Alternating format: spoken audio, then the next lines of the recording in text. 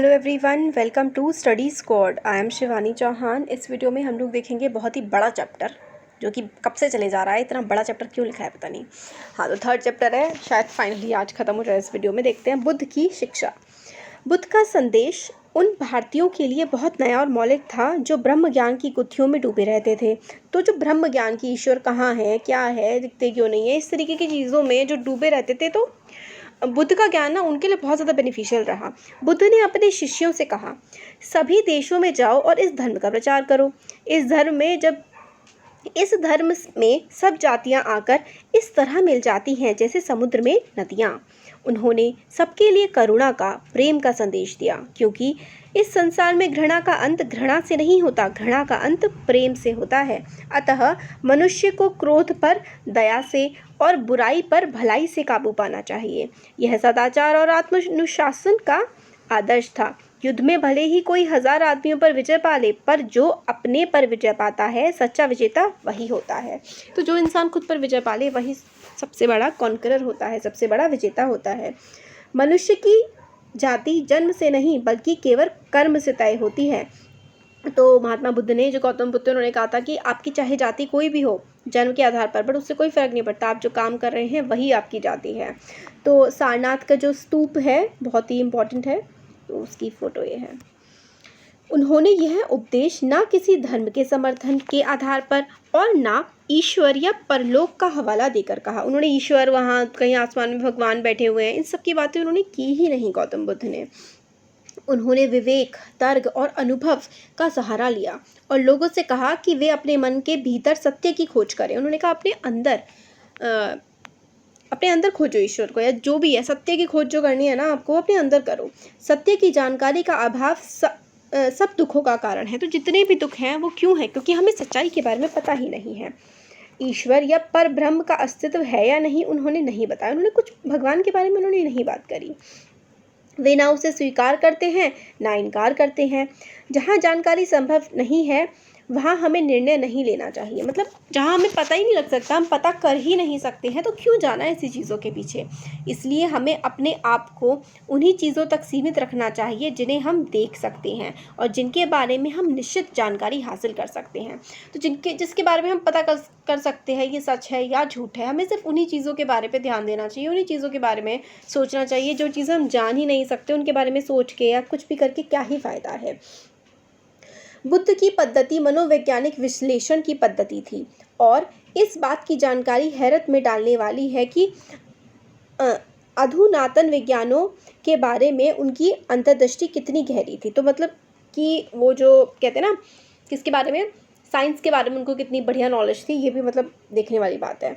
जीवन में वेदना और दुख पर बौद्ध धर्म में बहुत बल दिया गया है। बुद्ध ने जिन 4 आर्य सत्यों का निरूपण किया है, उनका संबंध दुख का कारण, दुख का अंत की संभावना और उसे समाप्त करने से के उपाय से है। तो उन्होंने सबसे पहले ये बोला है, सबसे पहले उन्होंने जब उनको निर्वाण की प्राप्ति हुई, यानी कि उनको एनलाइटनमेंट हुआ ना, तो उन्होंने बोला the world is full of suffering. मतलब दुनिया जो है वो दुखों से भरी हुई है और there is a cause for suffering, मतलब दुखों का कारण है और दुखों से निजात पाने का रास्ता भी उन्होंने बताया। उन्होंने उसको अष्टांगिक मार्ग कहा। खैर ठीक है, देखते हैं। तो इस तरीके की बातें वो कहते थे। दुख की इस स्थिति के अंत से निर्वाण की प्राप्ति होती है। बुद्ध का मार्ग मध्य मार्ग था। इन्होंने मिडिल पाथ के बारे में बात कही। यह अतिशय भोग और अतिशय तप के बीच का रास्ता है। मतलब आप बहुत ही ज़्यादा खाए पिए ना, बहुत ही ज़्यादा मटीरियलिस्टिक ना हो जाए, हर चीज़ के पीछे ना दौड़े, और ये भी नहीं कि सब कुछ छोड़ छाड़ के ही संन्यास ले लें। अपने शरीर को कष्ट देने के अनुभव के बाद उन्होंने कहा, जो व्यक्ति अपनी शक्ति खो देता है वह सही रास्ते पर बढ़ ही नहीं सकता। मतलब जिस इंसान के अंदर जान ही नहीं है वो कोई सही काम कैसे कर सकता है।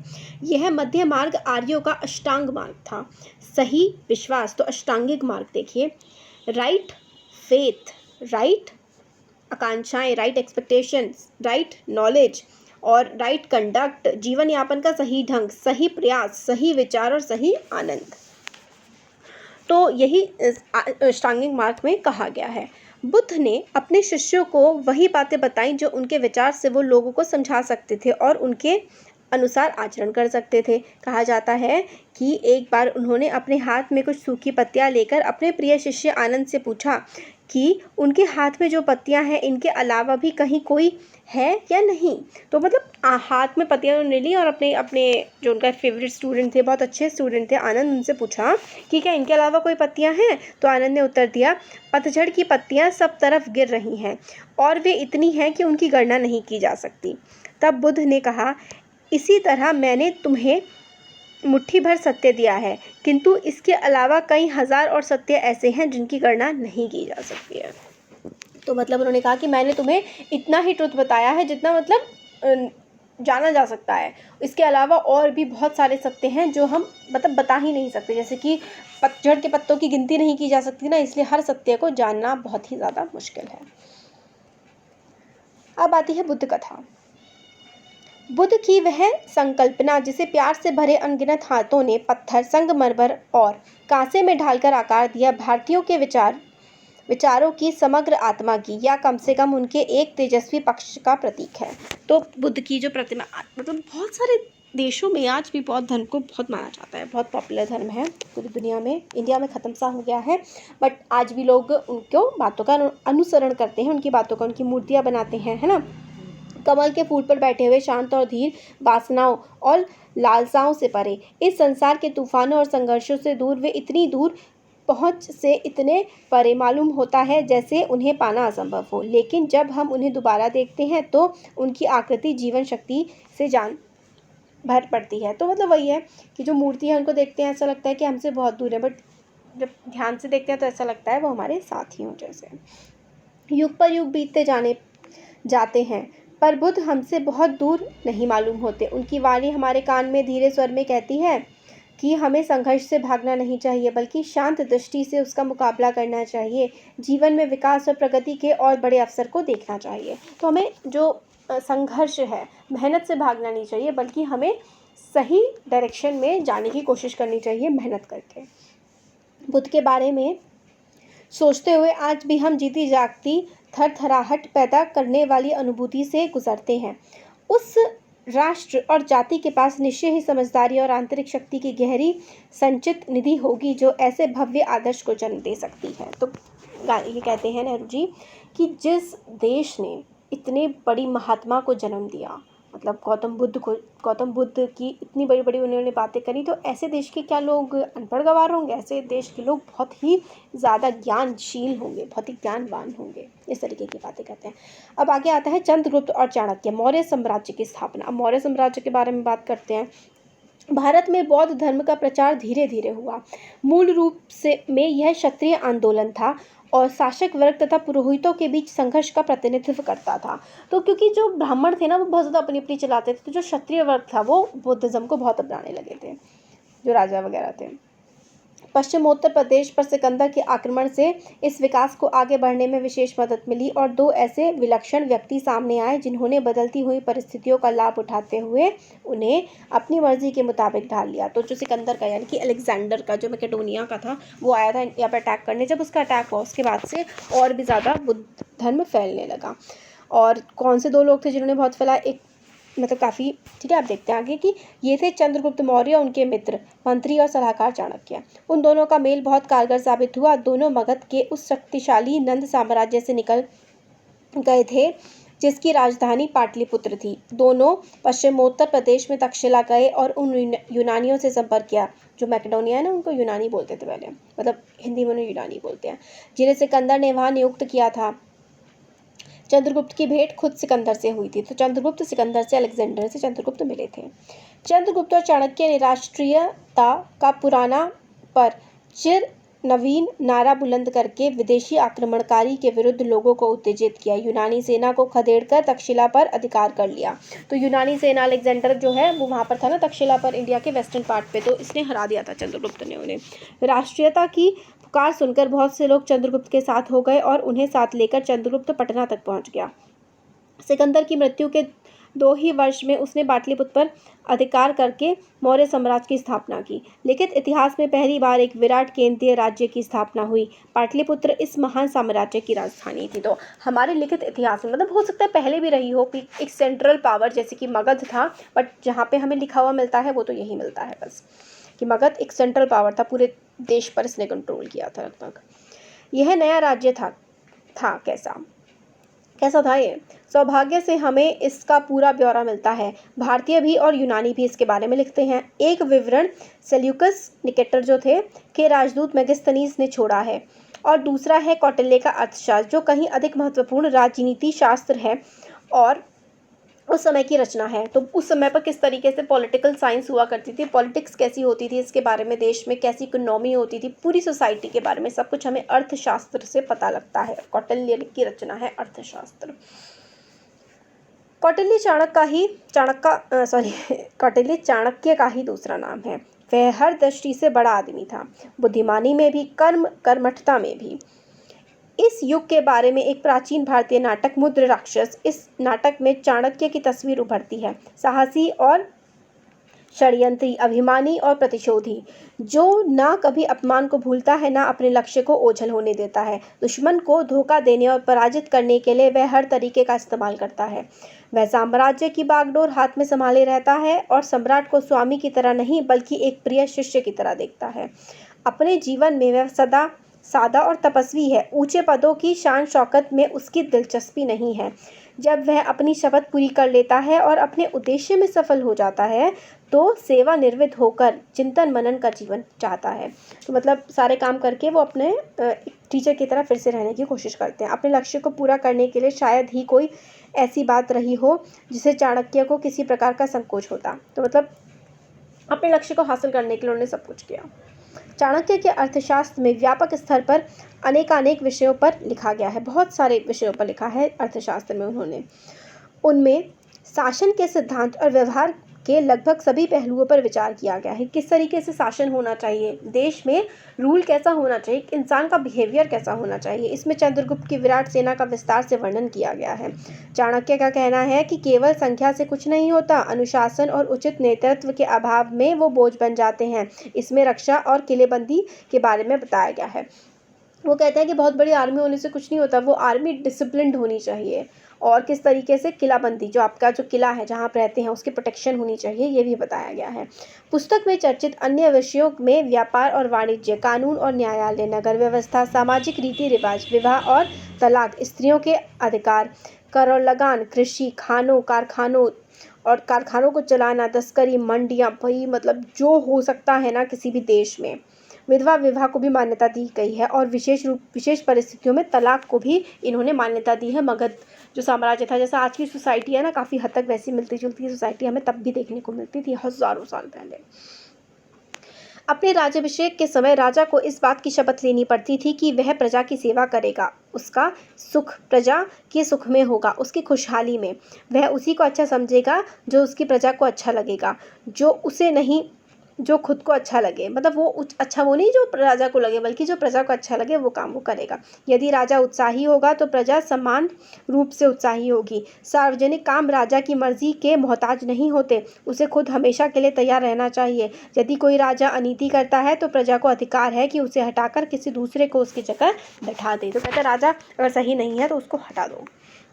इस तरीके की बातें हमें अर्थशास्त्र में देखने के लिए मिलती हैं। अब है अशोक। 273 एडी यानी कि ईसा मसीह के जन्म से 273 ईयर्स पहले अशोक इस महान साम्राज्य का उत्तराधिकारी हुआ। तो मगध में सबसे पहले कौन आया?